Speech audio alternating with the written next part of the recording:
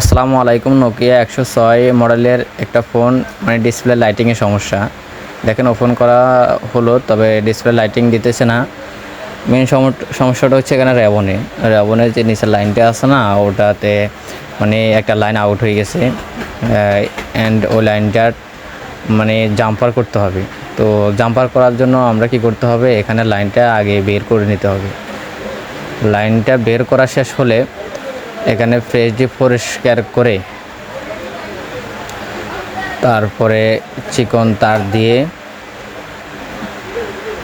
লাইনটা টেনে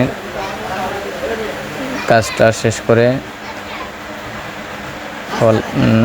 করা হয়ে গেছে অলরেডি। তো এখানে আমি ব্যাটারির পাওয়ার সাপ্লাই লাইন লাগিয়ে ওপেন করলাম, দেখি কি হয়। ইনশাল্লাহ কাজ হয়ে গেছে। তো